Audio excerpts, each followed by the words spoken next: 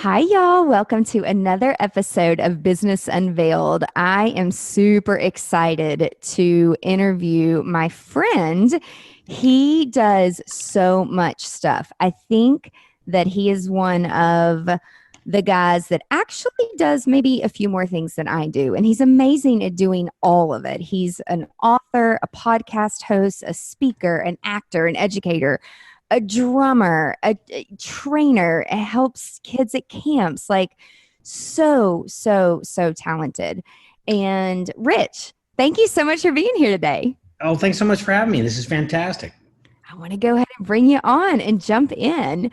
I do want to tell our listeners a few of the cool things that you have done in your journey of being an entrepreneur, but I don't want to ruin any of the good stuff. So before we even jump into the goods of how you define Crash Entertainment, which you're the founder and CEO of, and what all does, so first off, my first question, how did you pick Crash Entertainment? Like, does that mean something? Sure. Oh, yeah. CRASH is the acronym that stands for Commitment, Relationships, Attitude, Skill, and Hunger. Commitment, relationships, attitude, skill, and hunger. And this is the basis of all of my speaking in the music industry and all my speaking for, Fortune 100 companies like Hewlett Packard and Cisco. And it's just, 5 things that anyone from any walk of life can use to be a more successful person. Oh my gosh, I love it. I've never heard that before. So I love that new word for the day or acronym for the day. Crash. Awesome. Yeah, Crash Course for Success. And yeah, I have a website, crashcourseforsuccess.com. So yeah. That's awesome. So before we jump in and start talking about all the things that you have done and the things that you're good at and things that you love to do, like take us back to your background. Like, where did you grow up and what even led you into the music industry, which really is in the creative industry? Welcome to Business Unveiled, the podcast designed to help you thrive in the creative community. Here's your host, events and productivity consultant, Angela Profit.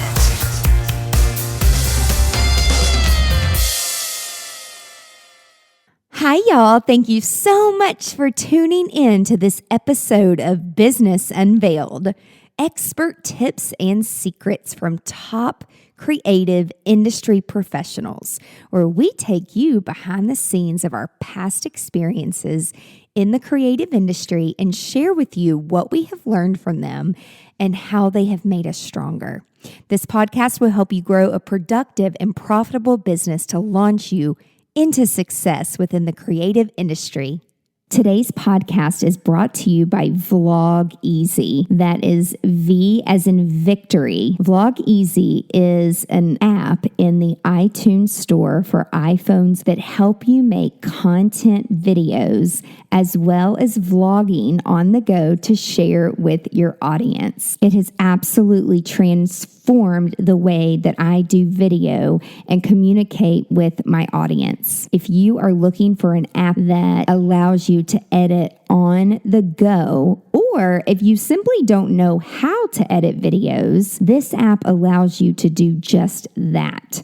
You can record yourself in a quiet room. You don't have to remember what to say. You can simply look at your notes, and each time you're quiet and you pause, the Vlog Easy app takes all of those quiet moments out and edits everything together. It's like magic, and it saves so much time. Vlog Easy allows you to record in vertical or horizontal formatting. You can import existing videos that live on your phone into the app, and so much more. Vlog Easy Pro gives you the unlimited cloud backup as well as removing the watermark. Give it a try for free today.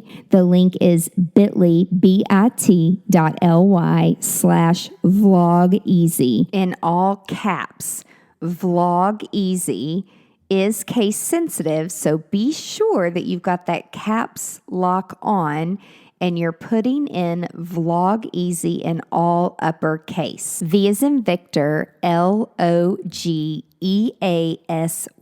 Give it a try. I've been playing drums since dinosaurs roamed the earth, 1976. I was hitting everything in sight, and my ultra cool, extra supportive parents believed in me, and they got me a little blue sparkle snare drum, and I played along with Kiss records. And then in 1983, when the Police came out with a record called Synchronicity, and then soon after it, Van Halen came out with 1984, I knew what I was going to do with my life. So I was very fortunate. I tell kids all the time, as soon as they find their passion, which can then turn into their purpose, as soon as you identify that, it allows you to get to work and start putting in those tens of thousands of hours that you need to be an expert. And I was just really lucky that I knew that was going to be my passion and my purpose in life. And, it's taken me around the world, and, I've gotten to experience different cultures and foods and people, playing the drums. And so the listeners, don't know my day job is I play drums for country megastar Jason Aldean for the last 20 years. And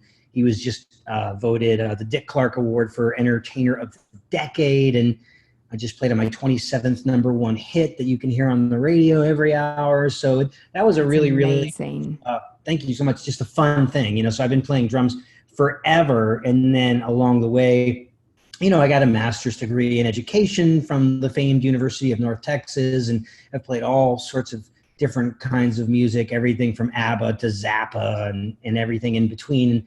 And I've never missed a meal. There were some hard times, when I moved to Nashville in 1997, I parked cars, I waited tables, I made copies. I was a courier, I did construction work and did all those things that, people that want to get from point A to point B with a dream do, So so as a child, you knew, I want to play the drums. I don't care how I get there, but were your parents in music as well? No, I'm the black sheep of my family. Okay. No one in my family. My dad was a merchandise accountant for 30 years, and he ran the factories in Juarez, Mexico that made Danskin leotards and Victoria's Secret underwear. And Oh my God. I know the secret. If you want to know the secret, Victoria's Secret. And my mom was a career nurse, and a lot of people in my family are doctors and nurses and respiratory techs and work in hospitals. And so I know all about that industry. But, my parents never said, be a doctor, be a lawyer. They said, oh, you want to play music? Okay, well, we'll help you go to college and you can get all the skills you need to give yourself a fighting chance at being successful in this insane industry that really has no rules. It's the Wild West. Yeah. Wild West So is Puerto when Rico. yeah, right. When you went to college, did you go to school for music business, or what specifically did you study in college? Yeah, the safest degree in the music business is called music education, which qualifies you to teach kindergarten music, or be a band director, or direct a marching band, or be a percussion specialist that works with all the bands and gets the drum line ready for the Friday night football game. And I knew that I was happy to get good grades and get A's and get my degrees and get my teaching certification, but I always knew that I was going to be a performer, and I just used those 7 years of higher education as a buffer between me and the real world, where I can get my tens of thousands of hours in and have my skills together so I can move to a Nashville, New York, Los Angeles. So how did you know, okay, I'm going to take the leap and I'm going to move to Nashville? What was that point? Okay, I'm going to do this. And then can you take us on the journey when you first got to Nashville? Because I know you said you did a bunch of different things, but that's the cool thing about Nashville. You could be at dinner, you never know who the hell you're talking to and what they do sometimes. So Absolutely. And nowadays it's the Uber drivers. It's that'll pick me up and they're like, "Oh, I'm just doing this for extra money because during the day, I do this, or during the night or during the season." It's everybody is nice. It's you really don't run into anybody who's a snotty ass. At least I haven't in Nashville. Mm-hmm. But what really, I know music brought you here, but when did you know okay, I got to get my ass to Nashville? Yeah. Well, there's really three cities to take your music career to the next level, and it's New York, Los Angeles, and Nashville. And some people say, oh, there's Miami and Seattle and Austin and Chicago, but I consider them secondary markets. You really got to go to one of the big three cities. And I really am a Los Angeles guy. I love the sunshine. I love the palm trees. It's a city of ambition. People are working on stuff. It's very forward thinking. It's multicultural. And when I moved to Nashville in 1997, it was not multicultural. It was very segregated. It was very, this is what we do here, boy. We play country music. I was like, what am I doing here? I'm from Connecticut.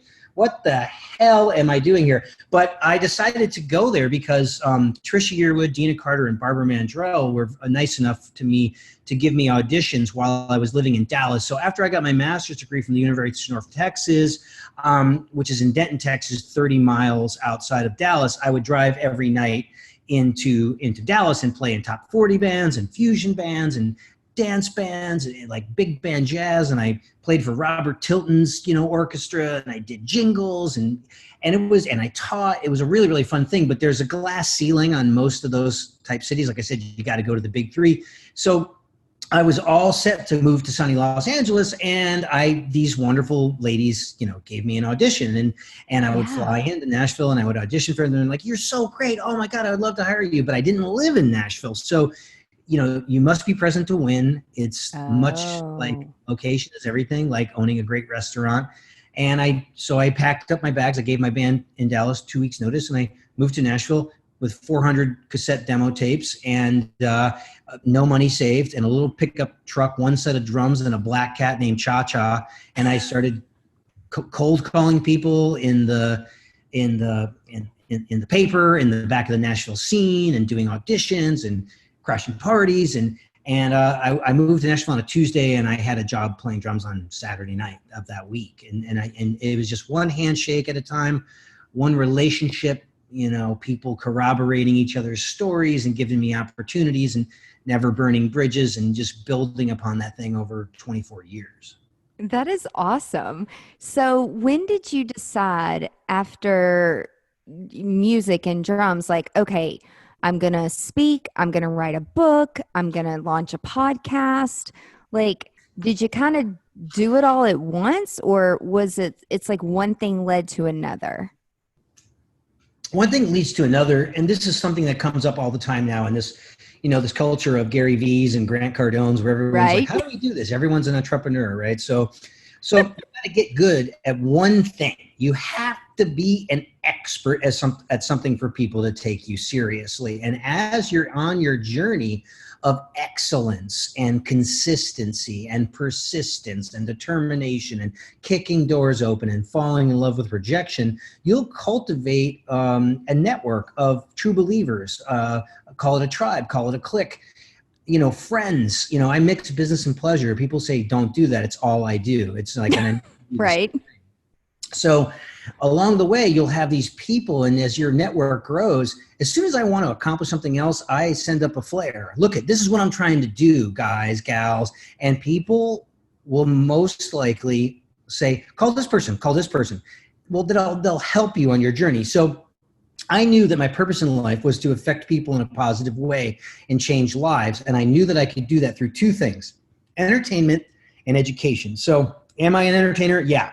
My girlfriend is a fashion designer in Los Angeles. She calls me her little show pony. She goes, was like, drum roll, I was born for, but I also have a teacher's heart, and I love sharing information with people. So through doing those two things, I'm fulfilling my purpose in life. Whether, I've been to 20 countries playing shows for the U.S. military in places like Sarajevo and Bosnia and South Korea and Iceland. It's like, where am I in the world?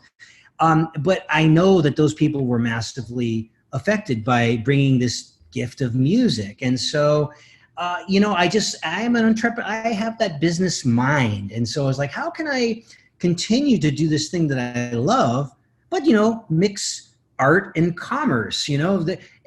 Music is an art form, and it's not, music and business don't really go together. Right. To sit behind a set of drums every day. And that was my goal for 35 years. And so I always was just really persistent and creative, and treating myself like a business, treating myself like a brand, and shouting from a mountaintop and trying to find those people that were true believers in my products and services. That's awesome. It's so unique because, I work with a lot of people in the music industry naturally I grew up in Nashville, and most of them don't know jack shit about business. That's why they have to have business managers. And they are amazing creative artists, but they definitely have to have someone driving that, like in the driver's seat for the business. But it sounds like you really found your way. And is that something that just came natural, or were you observing like other businesspreneurs around or in the music industry? Like, how did you get your head on so straight where it's like, I'm a creative, but I can run a damn good business and be an entrepreneur? Like, how did that happen? Yeah, you have to. I mean, I of course, I'm a big student of self-help. Your Zig Ziglars and your Tony Robbinsons and your Leo Buscaglias and your Napoleon Hills. Like, I've studied all these people and read all their books. Thanks to my mom, she had all these books in her library, and I would study this stuff. And that kind of grew from me becoming a drum teacher to doing drum camps to doing speeches for corporate America, and then doing the speeches for corporate America led to me hosting and then studying acting and voiceover. And to me, these things are all related. And what it is I'm looking at a calendar of 30 days.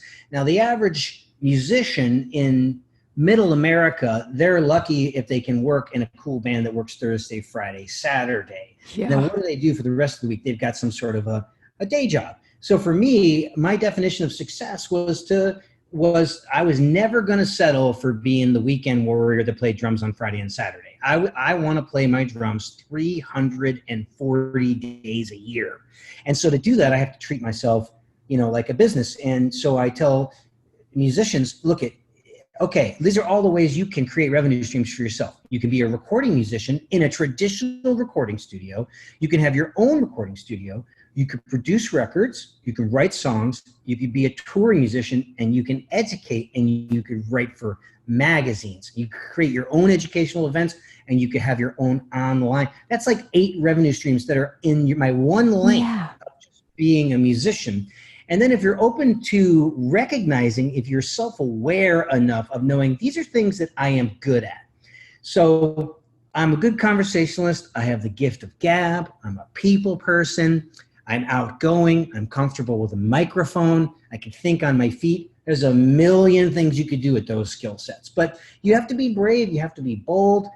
I tell people everything you want in life is on the other side of fear. And fear is the pool that's filled with sharks. Blood is in the water, and you jump into that pool, and you will swim to the other side.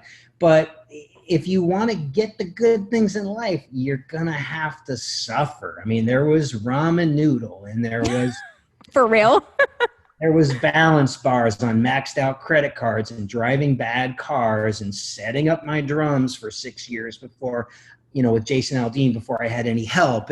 You just do the work. And I say, don't read fiction. Read books on business development, self-help, positive thinking, entrepreneurialism, all that stuff. So people that are listening that don't have great tools like this, like obviously because you have a lot of experience, you're well connected. Nashville does have an amazing entrepreneurial community. But for the people who don't have tools, like do you have like your top 3 go-to books where when you read it, it's like, this changed my life? Any of the Napoleon Hill books, like The Law of Success is a great one. And if you just really want to just kind of like ease your way into law of attraction and positive thinking, I would start with The Secret. It gets a bad rap. Like, if I want to have a cherry red Ferrari, I can just think it into manifestation. Well, no, you have to do the work. But, studies have shown that it's way easier to think positively and maintain positivity. It takes twice as much energy to cultivate and maintain negative thoughts. So I just tell people, stay in the land of unicorns and rainbows. And if you are a person, you are going to get off on the wrong side of the bed. You're not going to want to go do that workout. You're not going to want to go to work. And I have things to reset the channel. I'll go have a glass of red wine with a close friend. Coffee makes me happy. The film Alien, I love. I listen to positive music. I get a workout. I watch Rocky. Birds of a feather flock together. I have great friends in my life. So I can use those techniques to reset myself.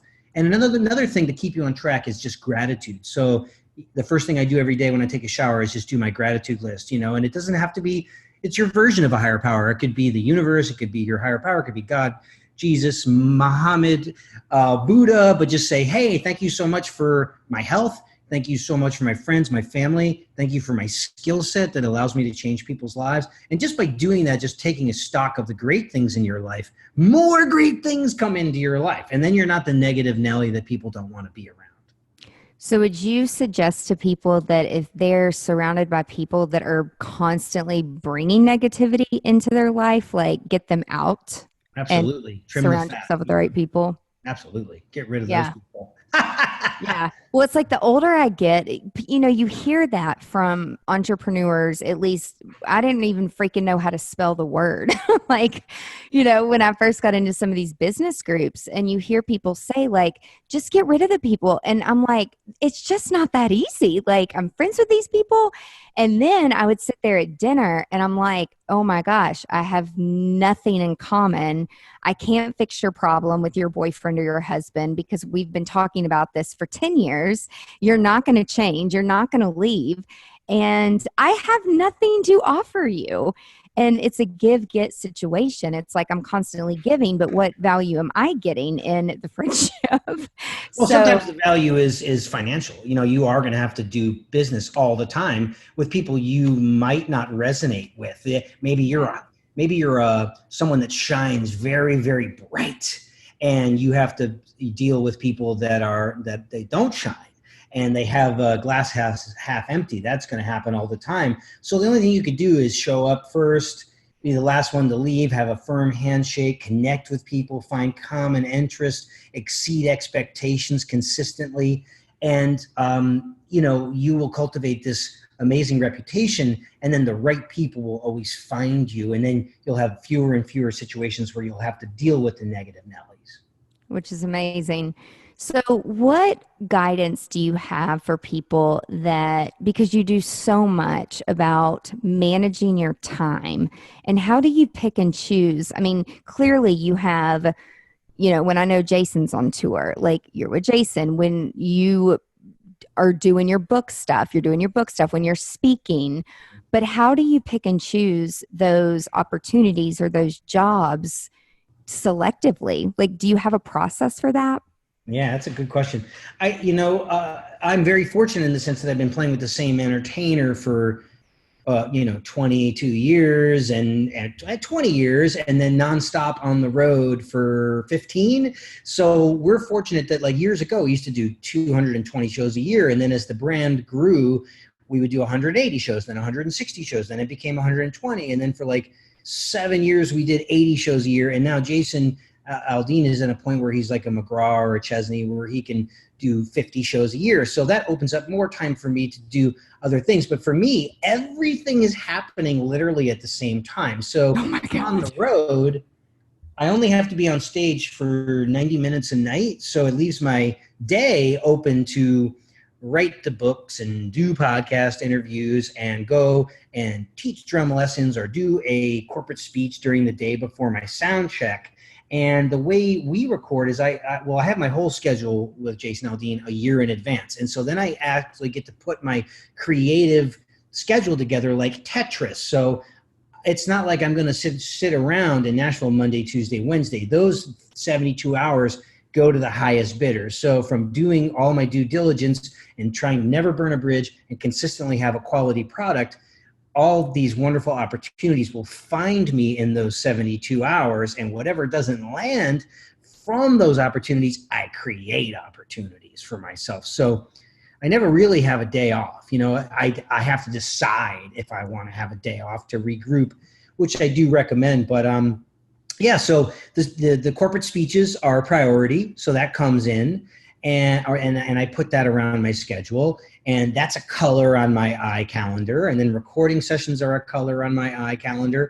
Jason Aldean is a color. Other artists are colors. Recording my podcast is a color. And then when I have more than 5 days off, I come to sunny Los Angeles and I take hosting classes and I take acting classes And I just, after 4 years as an actor, I got my SAG card, which I'm really proud of, because there are people that have been acting for 15, 20 years and they still don't have their SAG card. So I said, I will do that. And then at great expense, because I'm flying to Los Angeles, I'm paying rent in Los Angeles, I have another car out here, acting classes. I mean, this stuff is all the sweat of my brow. And what I do is I invest in myself first. Yeah. And that's education, it's clothing, it's promotional and marketing materials, because I am the brand. You know, I'm the face of my company. I'm the personal trainer. I'm the secretary. And I do have help. You know, I have a young man that sets up my drums for me on the road, and he's got this schedule, and he's so great at what he does. And I don't have any children. He's like half my age. So he's like, I treat him like a son. And then he helps me organize everything for my speeches and my educational events. And so he's what I call a 10%er. And a lot of people in the creative arts, they're surrounded by people that are 10 or 20%ers. So you handle this particular thing and take all these business things off my plate, and you get 10 to 20% of the income. So I have a lot of those type people in my life that help a little. That's awesome, though. But again, you've made a very specific decision of how you're going to do this. And for those of you who are listening, I hope you're getting this just by hearing the passion in Rich's voice. Like, it seems like everything you do, you love it. And again, there's always hard times. You're always going to run into the good, the bad, the ugly, but you always make an opportunity out of anything that you run into. So when you decided to write your book, take us down that road. Like, how did you do it? Did you record and dictate and someone helped you do it while you were back and forth on the road? Because I know writing a book can be a lot, and some people, they'll work on it for 3 or 4 years. So what did that journey look like for you? That's a great question. So yeah, my book is on Amazon in 2 formats. It's called Crash, Course for Success, 5 Ways to Supercharge Your Personal and Professional Life. It's an easy read, 90 minutes on a Southwest flight, and it's part memoir and part self-help. So how to be a successful person and enjoy your life through the eyes of a creative. So for me, it started out as a book that was going to be, so you want to move to Nashville, right? ... And almost like, this is a book that's going to save 5 years on a musician's journey. But it's so much larger than that, because Crash has been the basis of all my motivational speeches for corporate America for the last decade, but I didn't have a book. So I said, I got to get this book out. So I hired not a ghostwriter, just so my buddy Paul Deepen was a published author, and I was like, hey, do this with me. Help me get outside of myself. It's like writing your own bio. It can be difficult at times. So sometimes So my book, I think it took 5 years, just because I'm always playing drums and I'm always traveling. So, and it was also paralysis by this thing has got to be incredible, because it's the basis for the next 20 years. So this book is everything. But then it was just like, I got it to a point where Paul and I were happy with it. I got it to an editor to double check it. And it was like, this sucker is coming out. And for anybody out there that wants to write the book, just do it and realize that it's not going to be perfect. You can always do a second edition. And more than anything, unless you are a Gary Vee or a Stephen King, you're never going to get rich from it. It is a business card. Mm-hmm. And it also gives you the permission to do things like speak or do online training or have seminars, retreats. You have to have the book. So I would just say do it. And, and now that I have my team together, and I know that I have my favorite co-author, I have my favorite editor, I have my favorite graphic person, I have a voiceover guy that produces me for the Audible version that's coming out. It's like, I'm going to do a book a year or every other year. I already got the title for the second one. It's like going to the gym. Sometimes you dread it. You're like, I do not want to do this. But the hardest part is putting the keys in the ignition of the car. Once you get to the gym and that first bead of sweat starts producing, you go, why do I not do this consistently every day? It feels so good. Yep. So just take that first step and have the follow through and put a complete date on the calendar. It's like every musician that I kind of mentor, they're like, I'm going to move to Nashville. I was like, well, then put a date on the calendar and stick by it, because there's never going to be the perfect time. Though you got to paint your white picket fence, and you got the little pug that's throwing up everywhere. And my wife and I just had kids now, and we got to save for college. It's like, you just got to get there. Yeah. You're so speaking my language. Like, I love to calendar block. It's how I get shit done. It's the only way I get shit done. Right. And one of my girls recently said to me, we had an intern recently, and we change interns every 8 weeks. And so at the end of our 8 weeks, most of the kids, they have to write these papers and do these great projects. And so she's like, gosh, I can't remember exactly what I did every day. And I'm like, what do you mean? I mean, just go back and look at it on your calendar. And she's like, what do you mean? I'm like, pull up your calendar on your Mac. And it was empty. And I'm like, how did you know where to be every day? And she goes, oh, well, at the end of each day, I would just delete it. And I'm like, oh, we need to have a conversation about why you use a calendar and how you can track your time and see what you're doing with your time when you incorporate colors. And so when you were like, it's this color, and this is the same way with everything that we do. And then you can share them with different people. And so one of my girls, she's like, you don't really explain to people the power of like your little Christmas tree looking calendar, and you're able to accomplish so much and stretch yourself, but in a good, passionate way to help others and to do whatever you want to do. And if you want to make time for the gym, you'll make it happen because it's on your calendar. I would love to see your calendar system, because mine isn't quite as advanced. It's a little disorganized. I've got like the iCal, and then I've got a to-do list that's like for a mile long, and the things at that moment that are the most important that day or that week keep moving up to the top of the list. And then I have a calendar that like is like an app that's for Aldean schedules. So it's a little bit of a nightmare. It's like Tetris. But if you want to do things in life, you got 24 hours in a day.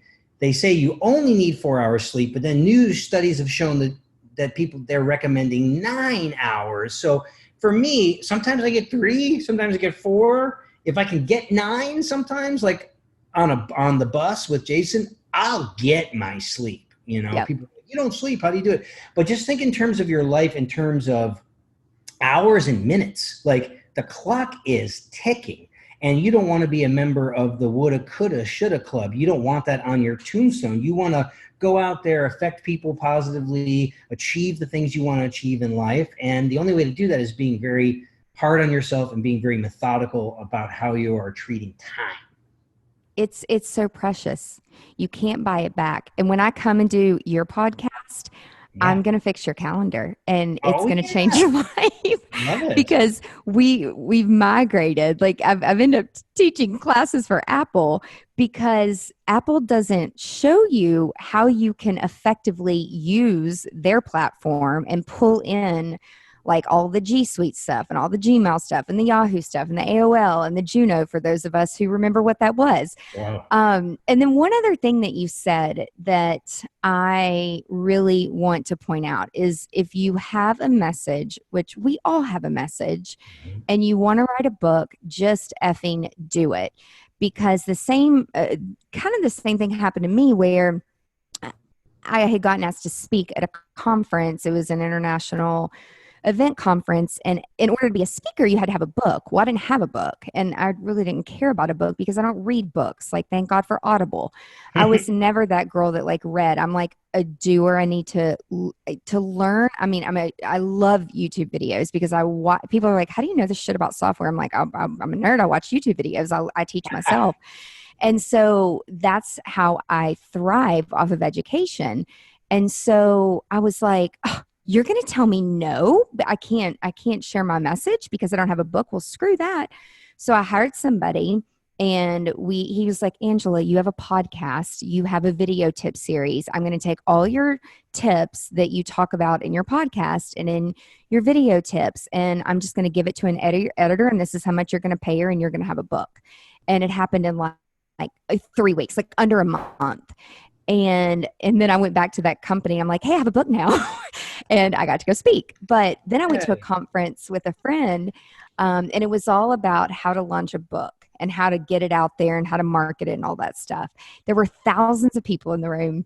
And the guy was like, how many of you have started your book, but it's not published? And like over half of the room like said, yeah, I've started it. I mean, no shit. That's why we're all there. And he put up on the screen, I'll never forget, like all these bestsellers that are just junk. One of the bestsellers, it was a gag book that said How to Please Women, Volume 1. And the cover was hilarious in the back of it. Sounds like a really thick book, ladies. Oh, it was thick, but the best thing, it was blank. There was nothing in the book. It was just a bunch of blank paper. And then he did a Volume 2 and did it even thicker. So, I mean, the point was, it's like, just do it. Like, and you're going to have people that come back to you and say, you should have a comma here and a period here. And I'm like, if that's what you took away from my book, like, I'll pray for you. I'm not striving for perfection here. I'm striving to get things out of my head. Yeah. To like help people. Do you ever have people after like you speak come up to you and tell you that you had a word spelled wrong in your slides? Have you ever had that happen? No. What's funny is I don't use PowerPoint or slides. It's like really, I'm almost like a people. I've had one person in 12 years of speaking come up and say, you really should use PowerPoint so I can take notes. I'm like, just listen to what I'm saying. My whole thing on my speech is that if you took Tony Robbins and Jerry Lewis and Animal from the Muppets, that's my speech. So it's like people get to see me drum because it's the physical manifestation of my purpose and my passion. And then through storytelling and humor and the crash philosophy, I play a hit song and then I talk about commitment that I used in my life and my journey, but also how that company and their goals and their products and their culture can benefit from my story. And so from the talk play format and all the sweat and all the ranting, it's a super tidy and fast 60 minutes. And they go, wow, I can remember that crash. Oh my God, that's all I need to remember. But I don't know if I'm going to plan on ever using slides. And there's a reason also for that is like, I have to set up a set of drums every time I do a speech, but it's lean and mean. It's like an iPod and a cable that's like a band in a box. But once you start doing slides, and what if your technology crashes? Yep. Multimedia, you're relying on it and it crashes, which it will, So, but no, usually people come up and they're just like, that was so fun. And you got your sweat on me. That's great. Well, so when you go to these large conferences, do you like being the opener or the closer? I'm usually hired to be the opener or the closer, usually the closer. But there have been some 7 a.m. kickoffs where it's like I'm speaking to 300 dentists in Austin and it's like 7 a.m. And I come out and I play the drums and I'm like, guys, I will be your human espresso shot this morning. Yeah. And that it's always fun. I will speak to anyone, anywhere. I really enjoy it. That's so awesome. And so when do you find time to act? And I know you do voiceovers. Like, what is that about? Yeah, it's I took a voiceover class in Nashville with a friend of mine, Eric Stewart, who produces my Audible book, and he will probably produce the next one. And our friend Jim McCarthy has been a great friend there. And I have a friend in Hollywood that's just got 2 cartoons picked up, and he's pitching me to try to be one of the voice actors. And I just take classes, and I created my own short films and my own reels. And the actor's life is the average actor in Hollywood auditions 80 times for every one job they get. They go to 80 auditions. That's why every actor in Hollywood is a parks cars or as a barista or as a waiter, because they need a flexible job to go do those auditions.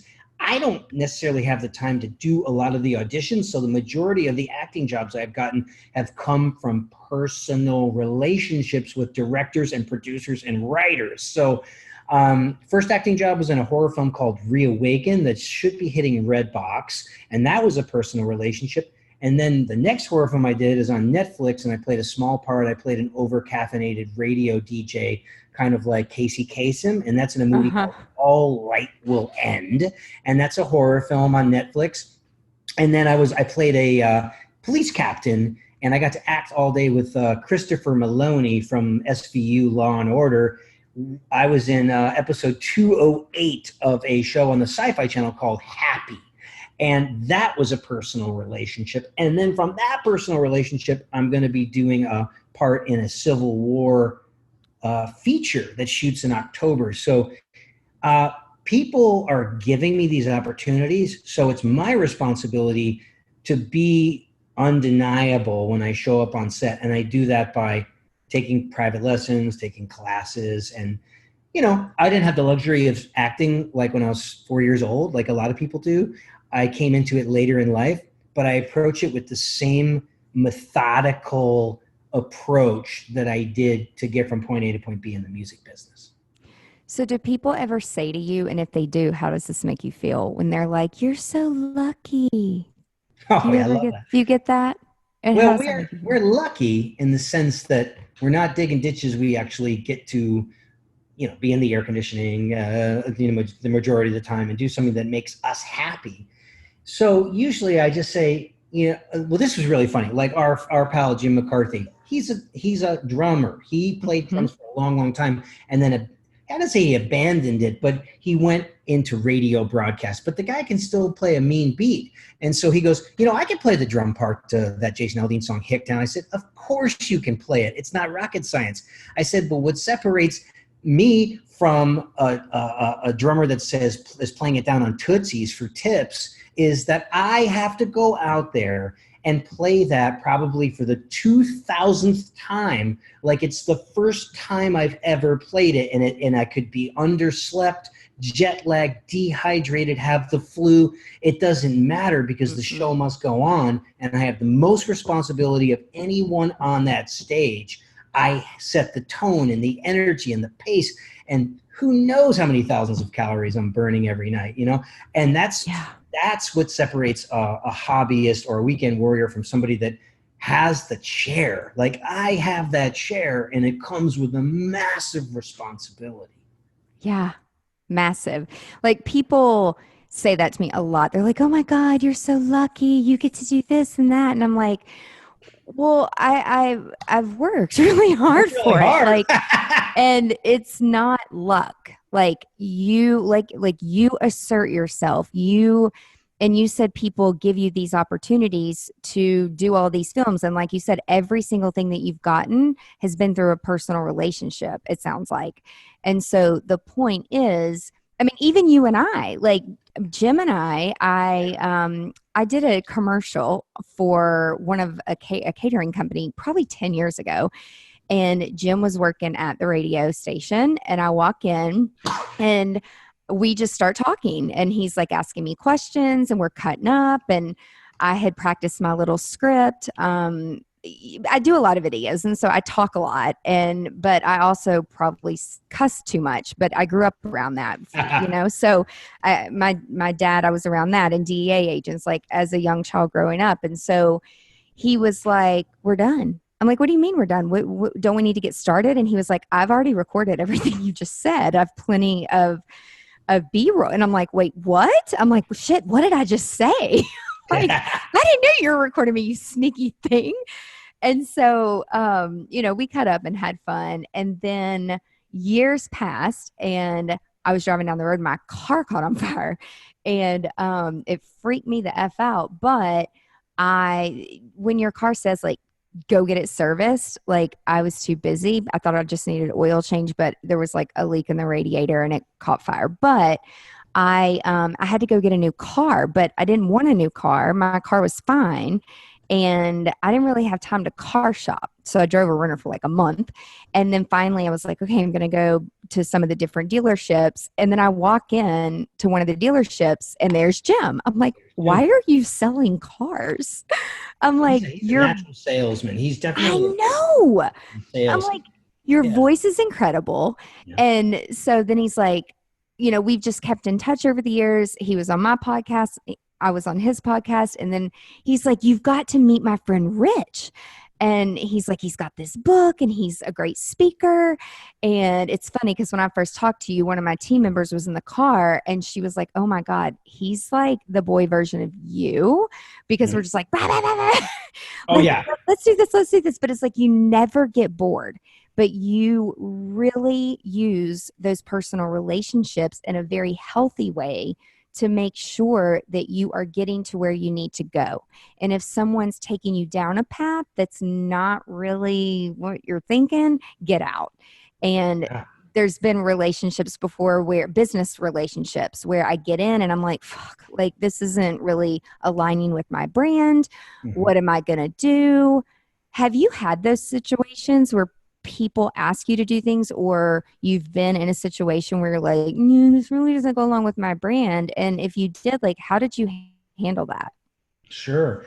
In the early days, when you're trying to establish your reputation, you take everything. I would tell everybody, like, saying no is a luxury, and it was just until recent years that I could say no to things, because in the early days, like I said, I backed up mimes and jugglers and kick jokes for comedians and played in symphony orchestras and played in, salsa orchestras where I didn't speak Spanish. And I played bar mitzvahs and bat mitzvahs and supermarket grand openings and strip clubs and biker bars. And if I was going to play the drums, if I had that opportunity, I would go, because even if it didn't pay anything, I was heightening and deepening my skill set, and I was going to advertise my brand and meet people and shake hands. And what a lot of people don't do is they don't maintain those relationships. They don't follow up with relationships. And it gets harder the more people come into your life, but it's just the key to everything. People are the key to everything. So nowadays, if somebody wants to meet some recording artist, and he plays on the weekends in Des Moines, Iowa, and he's putting out a CD, and he goes, wow, I can have Jason Aldean's drummer record drums on my record, and I don't even have to fly to Nashville. I just send him the files over the zeros and ones of the matrix interweb, and he records and then sends me my drums back for my record. Wow. So the first thing I do is I say, can I hear some of your music? And if they suck, even though I'm probably going to miss out on several $1,000s, I politely say no, because that's going to be a day of my life I can't get back. And I'm going to be 50 next year, and what do I have? Another 20 years of a strong earning potential and really good health. So it's like, how can I spend that time in a better way? I could do so many more things that I enjoy that are in line with what I enjoy doing now. Or someone asked me to host a public service announcement for guns or gun control. Or I was like, I don't have guns. I don't know anything about that. So this is probably not the job for me. So I politely passed on that, even though I really need, more footage of me as a host. So sometimes you just have to follow your gut, your intuition, that gut feeling is a gift from God. It's like fight or flight. It's like our version of the animal world. If you get a funny feeling from somebody in your gut, usually 99% of the time it is correct. Yep. And if you didn't hear that, back up the track. I was like, rewind. But follow your gut. There's been, and I mean, I just have entrepreneuritis sometimes where people come at me, and the older I get, the more you really do consider, okay, is this a good use of my time? Am I going to have fun doing it? Is this my passion? Do I want to help? I mean, even with podcasts, we were chatting about this earlier, and people come at you and they're like, "Oh, I want to sponsor this and sponsor that," and they just throw money at you, and it's like, well, wait, like, no, it has to go along with the brand. It has to best serve my audience. Like, somebody actually sent me a cute little paper planner and was like, "Can we sponsor?" I'm like, I don't use paper. If you know anything about me, and clearly you've never listened to anything, I don't use paper, so no. Like, I'm not going to use your paper. So if you have someone asking you to do things and you're listening, it's okay to say no. It's okay. Like, you're not for everybody. So I know that it's hard sometimes to say no. And I will agree with you. Like, the first 10 years when I first started planning weddings, I said yes to everything. I mean, it about killed me from doing so. One year we did like over 200 and something. And I'm like, I didn't eat, I didn't sleep, I didn't work out. I was just working for everybody else. But I almost had to go through that year to learn the value of time and learn the value of pre-qualifying a job before I took it. So I totally I agree played with a you there. lot of weddings. I mean, I find people all the time, these, I won't say it's all millennials because it's all ages, but people that are like, no, I'm not going to wear a tuxedo, go play in a wedding band. I'm like, listen to me. Some wedding musicians sometimes are the most talented musicians because a good wedding band will play music from like 1920, the birth of jazz, to like Iggy Azalea and like everything in between to keep people entertained and on that dance floor. And you're going to make money. All you got to do is wear the tuxedo. What's the problem? And I did that for years. I really made me a better musician. Yeah. So, like, as you continue to grow your brand, like, I know you've got like the podcast. I know Jason has his 9th record coming out. How long did it take you guys to produce that? It's so funny with the speediest band in the world because Jason gets pitched the greatest songs in the world from the greatest songwriters in the world in Nashville, the songwriting capital of the world. And we have a wonderful producer and the same team of people because we have a very family culture, and we just go in there and we just knock it out. It's not like back in the day where, Guns N' Roses took 2 years to do Appetite for Destruction because there was this massive, it was the velvet rope cocaine era of the music business, and money was just flying everywhere, and they couldn't find the musicians, and where's Slash, and they ended up being a great recording. But nowadays, we get so much done in 3 hours that we get a lot done, and it's just great songs. And the key to everything is having a great song. So if you have any listeners, that are fans and have supported us over the last 15 years, we really appreciate it because I get to go sit behind the drums and play to you guys. And one of the greatest things that ever happened to me was driving down I-65 and hearing myself on the radio for the first time. And I think I was a 34-year-old grown man crying into the steering wheel because That's awesome. it was my dream in life that had come to fruition. So if you have something you want to do out there, it's not going to be easy, but just don't quit and just be persistent, be consistent, have a smile on your face and do the right thing and don't burn bridges, and it will happen. And, I wanted to play the Hollywood Bowl when I was 21. I wanted to play the Madison Square Garden when I was 21. I didn't do that at 21. I did those when I was 41. And that's 20 years of people saying no, but I didn't stop. You can't stop. I hear people say the more they tell me no, the harder I push. And you guys, like, all of your shows are completely sold out, right? Yeah, it's really unbelievable, and just fills my heart that they're coming to see Jason, and we've got those same group of guys that finish each other's sentences and have been to each other's weddings and divorce parties, and we have been there for each other, and it's a wonderful, wonderful thing. Surround yourself with birds of a feather. If you are in a position to hire people for your company, you can always teach people those hard skills, but if you can't teach people to be likable and to have a good bedside manner. Yep. It's definitely, and I did Jason and Brittany's wedding a couple years ago in Mexico. Yeah. And so got to know them very well through the wedding planning process, and then traveling, to Mexico together, and a couple of the band members came. It was a small, intimate thing. But we hung out for a week, and it's like I was their planner, but they were always like, come eat dinner with us and come do a tequila shot with us. And I'm like, guys, I'm working. Like somebody's got to take care of you. Like I got to take care of you. But they are just the funnest, nicest, most down to earth, like real people. And I think people forget that sometimes, that just because people are in the public eye, like they're awesome people. They have a great heart. They have feelings. They shit in the same pot that we do. Mhm. And I think people just forget that sometimes. And I know why you have been with them for so long, because it's funny. It's like nowadays in the music industry, people, I feel like the younger generation, they all move around, where if you talk to the people who in our generation, they've played with the same people in the same bands for 20, 30, 40 years, like super loyal to each other, because you're like a family. You really are.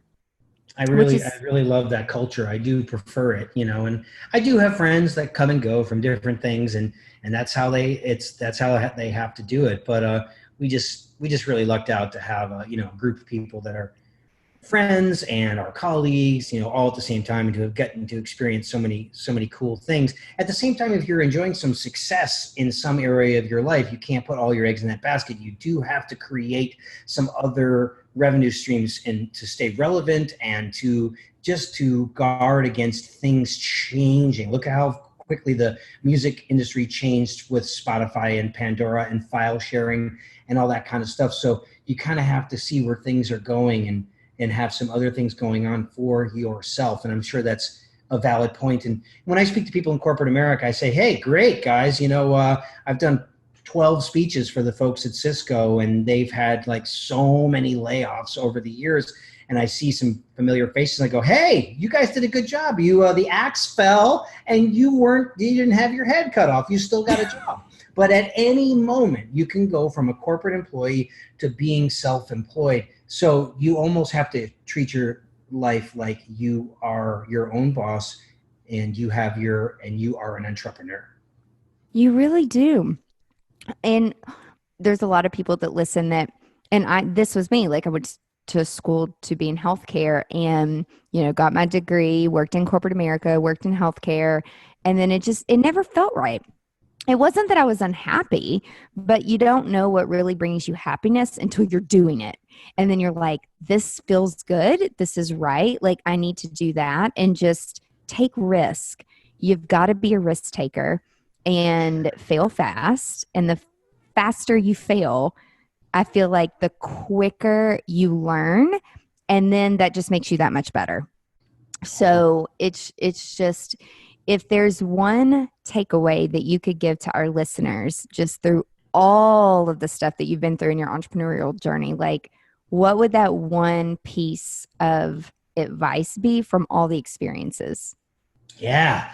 I would say this is the takeaway that I have for musicians. And I try to do little things like you're playing your personality and your people skills, the 3 Ps, or for drummers, it's time, tone, and technique. It's like the 3 Ts, but I say play from the heart. It will set you apart. So that can easily be applied to anyone in any business. When you're adding your heart, which could be, which is like passion. If you're adding that to the mix, you can't fail if you're coming from the right place and you know what your why is. And that's why that book is so popular. Start with why. Because if you start with why and you know why you're doing everything in your life, and it falls in line with your true purpose, then even if your revenue streams change or expand or shrink, you've always got the why. So play from the heart. It will set you apart. I love it. That's awesome. Such great takeaways today. I love it. Guys, if you are not following Rich over on his Facebook page at Rich Redmond, you're going to want to do that, because you can keep up with all that he is doing. The Rich Redmond Show, which is a podcast, upcoming releases of events. Are you going to write another book? Yeah, I've got a book called The Power Principle, and power is going to be another acronym. So I'm kind of on this kind of chicken soup for the soul, blank for dummies kind of like franchise where everything is going to be based on an easy to remember acronym. I love it. Like once I know it, it's like I'm not going to forget it, but you just have to say it a few times. And y'all definitely check out his newest book, the Crash book, which is so easy to remember. But when I think of crash, I think of like what's relevant. Like, is it a plane crash? Is it a car crash? That's so bad. But this is actually something really positive. That's why in the beginning, I'm like, what does crash mean to you? And now I completely reframe and turn it around and think of like business and leadership. And so 5 ways to supercharge personal and professional life, which is huge. It sounds so easy, but books like this can definitely help you get ahead. And when you're going through those things where you're like, what about this? You think back to those books. At least I think back to Audible all the time. I love it. I would love everybody's support, rate it, review it on Amazon. And like I said, in a nutshell, it's like if you commit to your product, to your service, to yourself, if you cultivate lifelong mutually beneficial relationships, if you have a positive attitude, if you develop the skills you need to be successful in your chosen field, and you stay hungry for success in any season of your life, you will be successful. So it's easy to remember, easy to implement. That's amazing. Thank you so much for all your wisdom and your experiences that you shared with everyone today. I so appreciate your time because I know you're crazy busy. No, I love it. Life is not bad. I am sitting here talking to you and looking out the window, and there's not a cloud in the sky, and there's palm trees in sunny Los Angeles. So wherever you are, just picture palm trees. Yeah. And good weather with like sunny, shiny. Yeah, that's awesome. You can paint the picture and live in it, even in a bad situation. I say that all the time when I have some of my sweet brides that are just freaking out over nothing. I'm like, this is not the picture we're painting. You're definitely in the business of changing people's lives. I mean, I know that can be a very stressful thing. So to take that off of people's plates and just put and organize everything and say, I got you, just show up in your dress. That's, from somebody who has done it twice. Yep. Pretty powerful. Yeah. Yep. So our favorite people to work with now are second and third marriages because people know what they want usually by the time they do it the second or the third time around. And most of our clients are over 30, so they're in their professional career and they let us do what we do. They're not like hovering over us constantly because they're busy. And they're like, yeah, I've already done like the big thing. Like, I just want to do something really intimate but special and unique and fun. And so when people say, yeah, I've done that a couple times, I'm like, well, don't feel bad. At least you know what you want, right? Exactly. But thank you so much. We got to wrap up because I got to go do another podcast. Because another one. All right. Well, thanks so much, everybody. Thanks for having me on. And, you just keep in touch with me. All the socials are just at Rich Redmond. Yeah, that's awesome. Thanks, guys. Everybody, thank you so much for listening to Business Unveiled. Be sure that you are subscribing to this podcast so you do not miss those notifications when the new podcasts come out. Have a great day, everybody. Bye. If you found this podcast helpful, please share it with your friends. And I'm so very grateful if you leave a review. Be sure you are a subscriber so you never, ever miss the juicy details of Business Unveiled. Also, be sure that you are part of my email list. And if you're not, sign up today at angelaprofit.com, where I share valuable resources and exclusive products with only my subscribers. Now, before I go, I want to ask you, if you have a story or a product to share with the creative industry, please let me know. To be considered as a guest on Business Unveiled, visit angelaprofit.com and submit a podcast guest form. Until next time, remember to stay productive and profitable. You've been listening to Business Unveiled with Angela Profit. Join us next time as we share our experiences to help you be more productive and profitable in your creative business. For more great resources, visit angelaprofit.com.